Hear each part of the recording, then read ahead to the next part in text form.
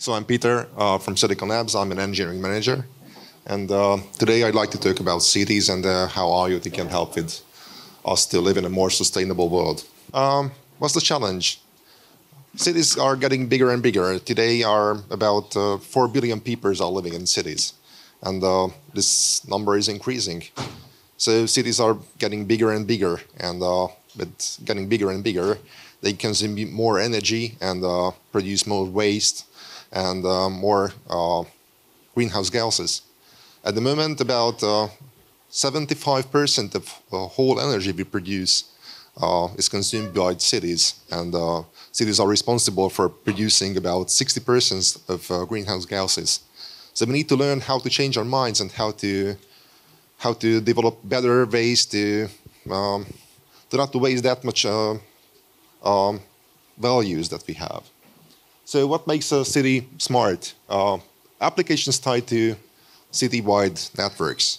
So that could be street lighting, microgrids, solar panels, traffic lights. We can have electric, water, and gas meters, and so on. So these are the things that can be part of the infrastructure, and IoT can help with almost every one of them. You might ask, what is so fancy about street lighting? Well, this is just a bulb on the top of a pole, but that's not true.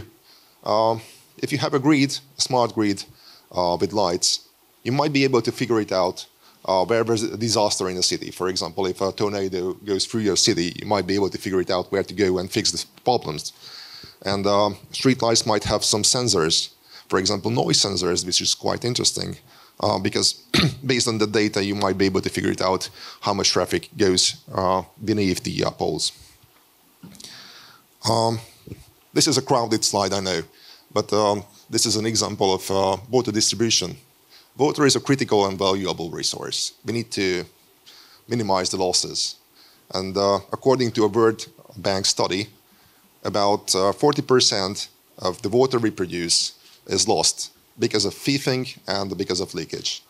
We need to learn how to do with it, how to handle the situation and what to do with it. So we need to use smart meters and smart sensors because they might help with this. Let's talk about sensors. What kind of sensors we can use in a smart city? One of them is a pressure sensor. If the pressure goes down, that might be an indicator of leakage. We can use water quality sensors.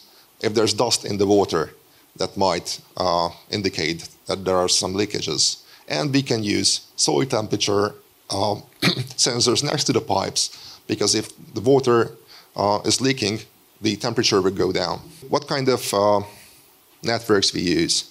There are several competing IoT technologies around. One of them is LoRa, Sigfox, Wi-Sun, and others. And cellular is one of them. You might be more familiar with cellular. And the left side, the left part of the slide shows that base station-based networks are not that flexible, and that's why we prefer mesh technologies and mesh networks, because they are more flexible and they can cover more space in cities.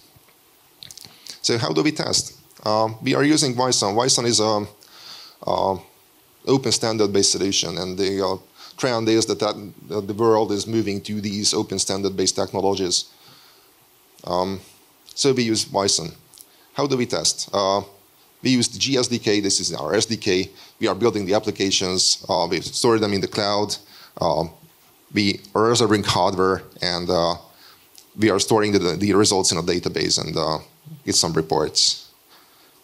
Usually we use at least 3 devices, not just system-on-the-chip devices, but sometimes we are using Linux hosts and devices connected next to them. So that's how we can create large networks.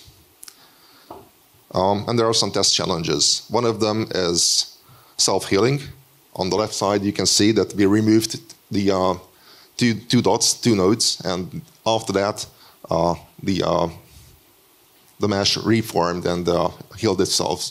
And the other solution is, and another challenge is to simulate distances, and you can do that by isolating devices and use an attenuator. And I'm afraid my time is over. There are still much to talk about, much more than that. So please find me in our desk in the hall, and I try to tell you more about smart cities.